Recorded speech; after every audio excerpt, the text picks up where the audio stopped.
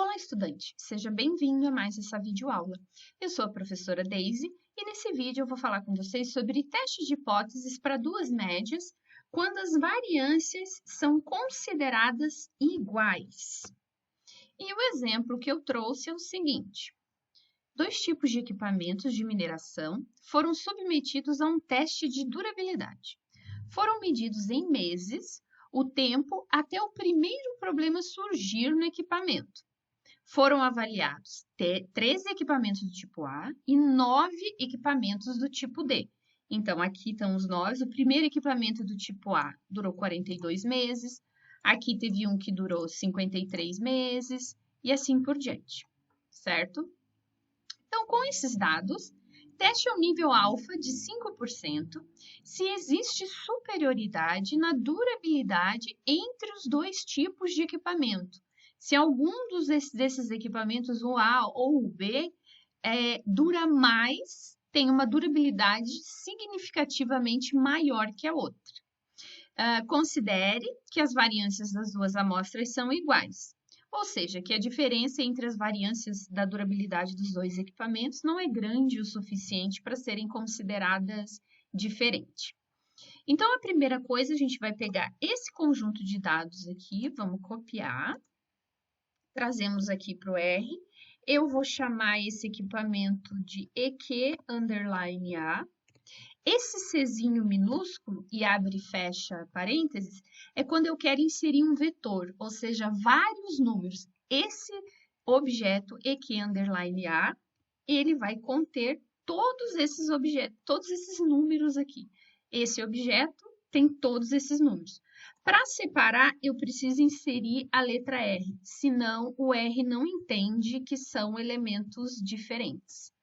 Então, eu tenho todos esses números, agora coloco o cursor em qualquer lugar e rodo. Pode ver que ele já está aqui na memória. É um vetor numérico de 1 até 3 elementos e aqui estão os primeiros elementos, certo?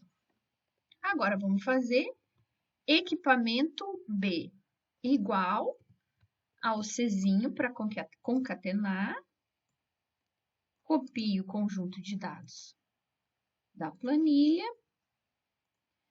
e aqui organizo eles mais uma vez. Opa! Coloco a vírgula para todos e rodo. Então, eu tenho equipamento A e equipamento B. Aqui, essa opção, ele muda para lista e para grid, mas isso não é importante agora. Bom, então, qual é a minha situação? Eu tenho duas médias e as variâncias são iguais. O teste que eu vou aplicar é o t.teste. Vocês viram que ele já sugere aqui? Essa biblioteca Stats é uma biblioteca que já vem instalada no RStudio e ela já carrega automaticamente. Então, quando eu for usar o t.teste, eu não preciso carregar nenhum tipo de biblioteca.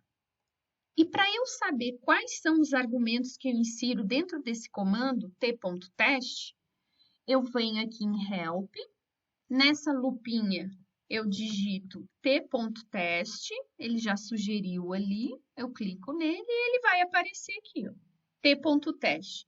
Eu vou ter objeto X, objeto Y, hipótese alternativa, vamos olhar cada um. O primeiro é X e o segundo é Y.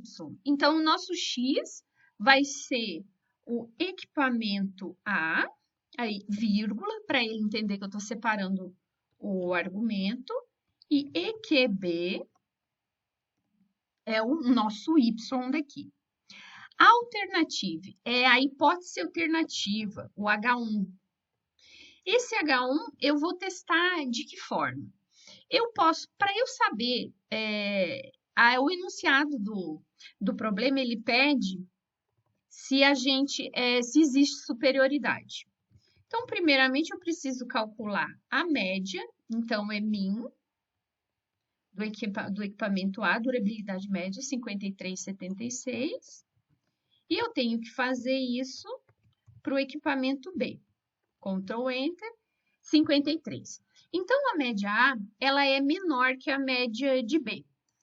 As hipóteses que a gente vai testar, vou mostrar aqui, H0 é sempre igualdade. Média de A igual a média de B, ou média de A menos B igual a zero. Porque se as duas forem iguais, uma menos a outra vai dar zero.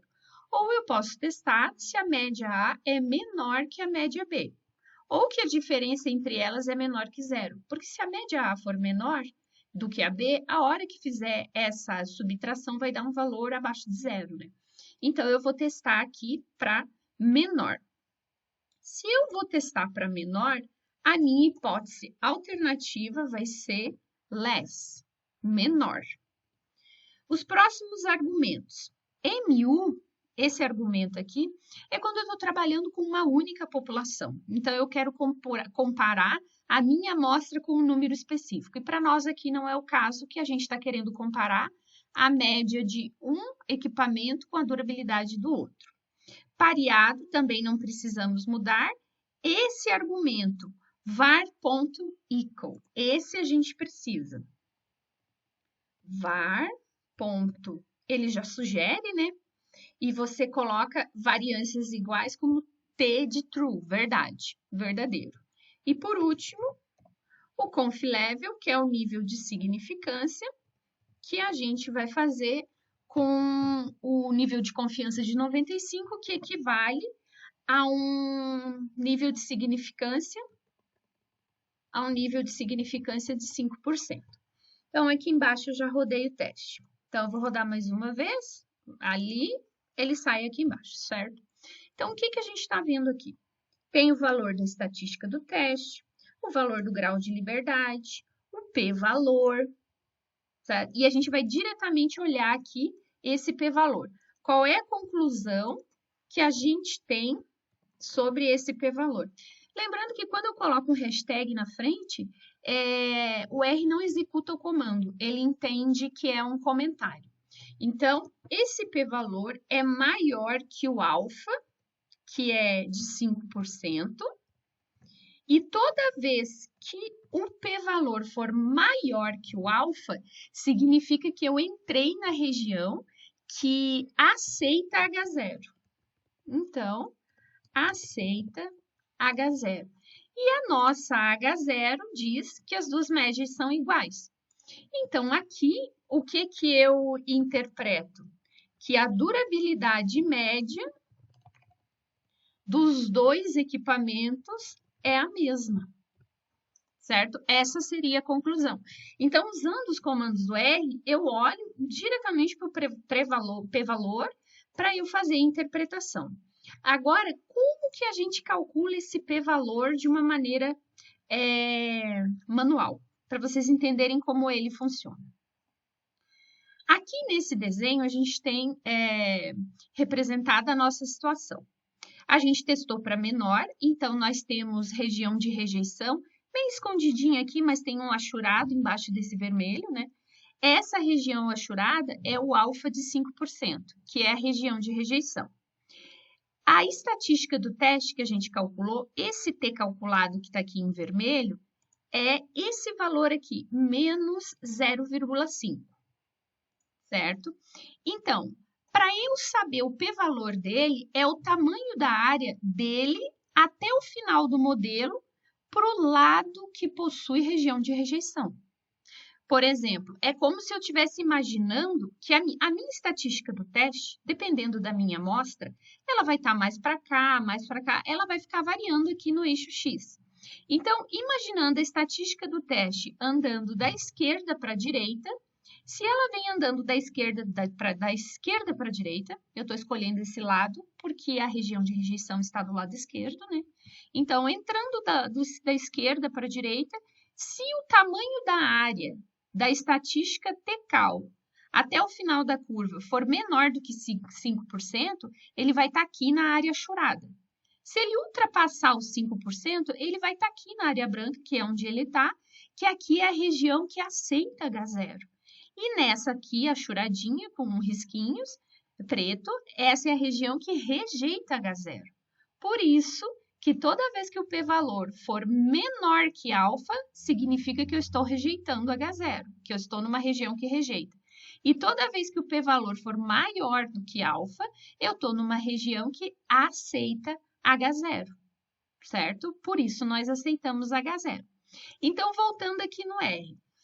Para eu calcular o p-valor de forma manual, o comando é P de p-valor da distribuição T, que eu estou trabalhando com a distribuição T.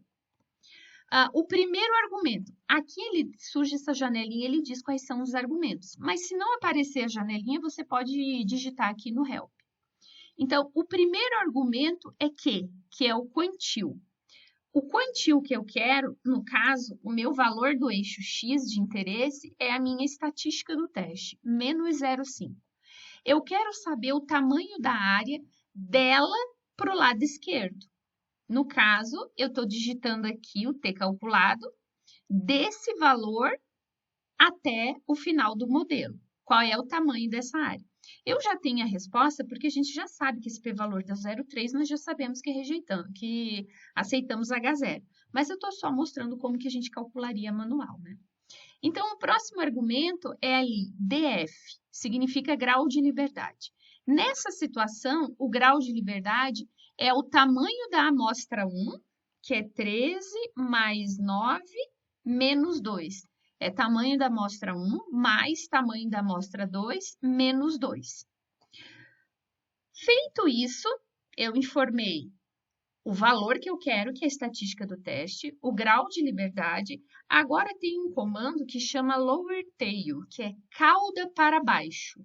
Então, ele vai pegar o valor do menos 0,5, vai calcular o tamanho da área para a cauda para baixo, se eu colocar isso aqui como true. Se eu colocar cauda para baixo falsa, ele vai calcular para o lado direito. No nosso caso, a gente quer calcular para o lado esquerdo, então é cauda para baixo verdadeira. Feito isso, rodamos o comando e está aqui, 0,3101. Aqui no teste pronto, ele já arredondou, né? E aqui ele apresentou todas as casas depois da vírgula, ok? Então, é isso. Vocês podem... além disso, vocês podem calcular também pelo quantil. O quantil da distribuição T, se vocês lembrarem da nota de aula, ele vai dar o limite dessa região de rejeição, que aqui na nota de aula a gente já sabe que é menos 1,7. Mas supondo que a gente não soubesse, eu teria que calcular o percentil de 5%. Que abaixo dele tem 5% e acima dele tem 95%.